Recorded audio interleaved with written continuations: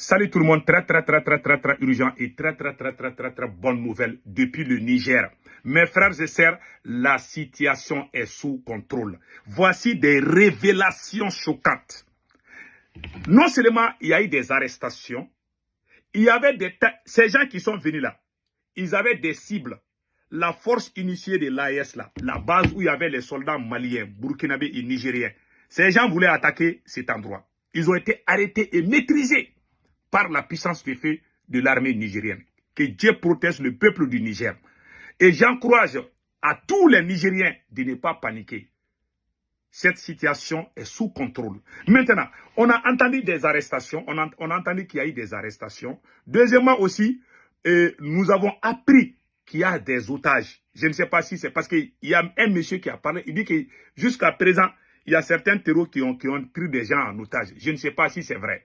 Donc, voilà ce qui est là. Je vais essayer de vous montrer des images et après on va faire des commentaires. Voilà. Voici la vidéo de l'attaque complexe qui a visé la base aérienne de Niamey dans la nuit du mercredi au 23.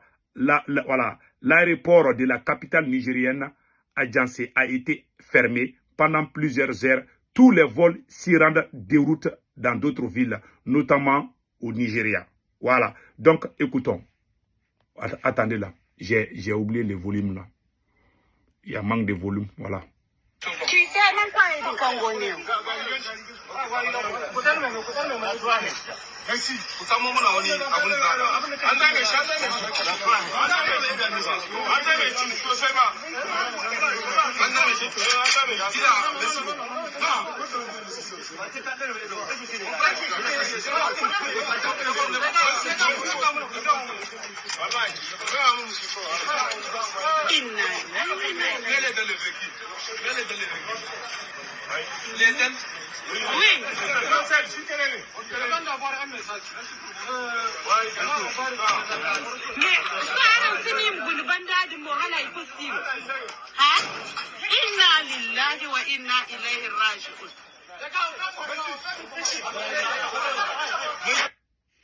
Donc, tout le monde a vu ça.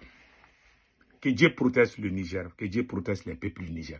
Voilà quelques écrits venant des Faso Times. C'est un site que c'est une page que je crois beaucoup. Niamey sous tension, une attaque armée déjouée, des assaillants capturés et la souveraineté réaffirmée. La capitale nigérienne a vécu une nuit de forte tension entre le mercredi 28 et le jeudi 29 janvier 2026 aux environs des 0h15. Des violentes explosions suivies de tirs nourris ont été entendus autour de l'aéroport international Djuri Amani, provoquant panique et inquiétude parmi les populations riveraines. Les détonations qui ont duré près de 2 heures de temps visaient une zone hautement stratégique abritant une base de l'armée de l'air, des infrastructures sensibles ainsi que la proximité du quartier général de la force unifiée de l'Alliance des États du Sahel. Ça veut dire que ces gens qui sont allés attaquer là, la base même où il y a les forces armées nigériennes, maliennes, burkinabées, donc ils voulaient aller attaquer là-bas. Là. C'est un système de sabotage contre l'AES. Donc, c'est un complot de déstabilisation, non pas seulement contre le Niger, mais contre les 3 pays de l'AES. Donc, chers peuples de l'AES, restons vigilants et prions que les ennemis échouent partout. Maintenant, voilà ce qui est écrit ici. Les forces spéciales nigériennes sont intervenues rapidement et avec efficacité, neutralisant la menace et capturant des assaillants. Les arrestations sont toujours en cours. Voilà, des assaillants. Le périmètre a été entièrement sécurisé, les installations stratégiques protégées et les populations mises à l'abri.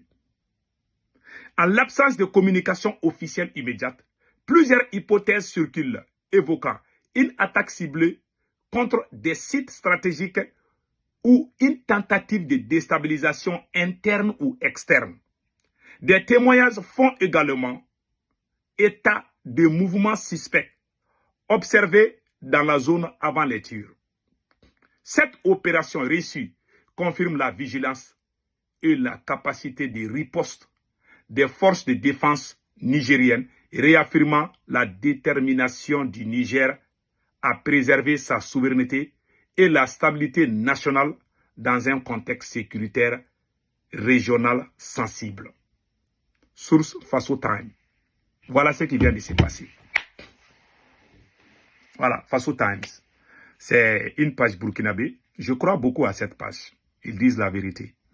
Voilà ce qui vient de se passer. J'ai aussi entendu une autre version venant d'un citoyen du Niger. Je vais vous laisser écouter ce que le monsieur a dit par rapport à l'attaque. Écoutons. Ici, on est sous les détonations là. Mais maintenant, c'est un peu calme quand même. Toutes les sources indiquent qu'il s'agit d'une attaque.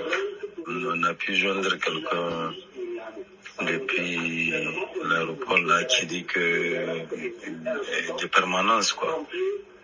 Et donc il dit qu'il est lui-même retranché avec d'autres personnes dans des toilettes et tout. Que oui, effectivement, comme si bon, ils sont un peu pris en otage d'après lui. Voilà, maintenant bon, il y a un déploiement aussi des FDS, tout corps confondu aux alentours de l'aéroport là. On a aperçu des gens en moto et tout ça. En tout cas, il y a vraiment un fort déploiement. Et tout laisse croire que l'affaire, disons, la situation est sous contrôle aussi. Ce que je vais dire à tout le monde, voilà, on appelle ça tentative de déstabilisation. C'est la pire vérité, c'est ça. Ça, c'est tentative de déstabilisation. Point final.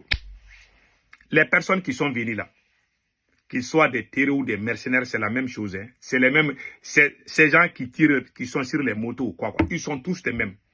Il y a des gens qui commencent. Il y a deux choses que moi je suis contre.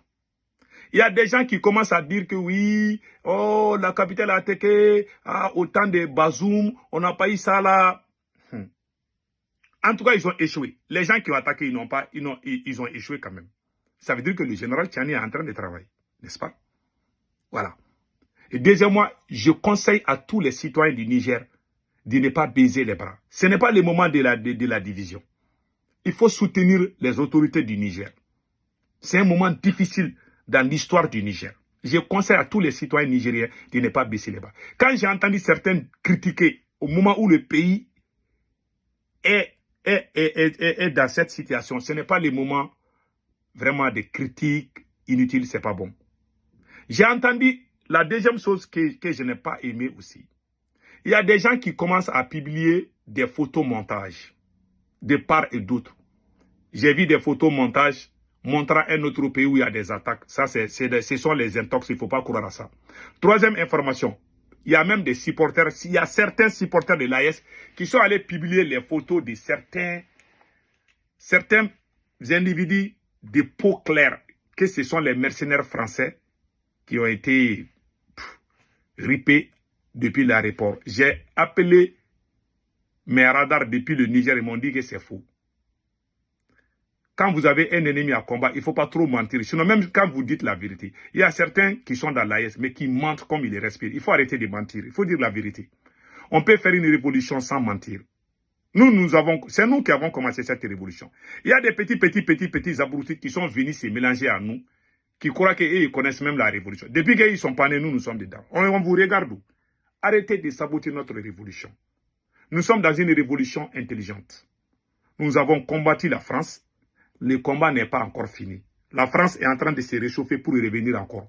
Mais on doit dire la vérité au peuple. On ne doit pas induire les gens dans l'erreur parce qu'on n'aime pas la France.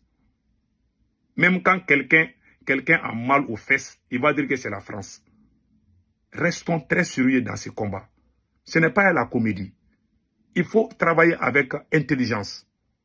Il ne s'agit pas de sortir mentir parce qu'on n'aime pas quelqu'un. Cette attitude-là, au Mali ou au Burkina, là, parce que je n'ai vu aucune page du Niger qui a publié des photos des Français arrêtés. Je n'ai pas vu, même si ça s'est passé, je n'ai pas vu. Mais même s'il y a des Français dedans, les photos qu'ils ont publiées là, ça ne s'est même pas passé au Niger. J'ai vu certaines pages burkinabées et maliennes qui ont fait ça. Les plus grands menteurs de l'AES se trouvent dans ces deux pays-là. Vraiment, ce n'est pas la révolution. Ça, ce n'est pas la révolution. Pourtant, le capitaine parle, quand le capitaine parle, le capitaine dit la vérité. Quand tu dis que tu aimes le capitaine, tu dois dire la vérité. Tu ne dois pas mentir.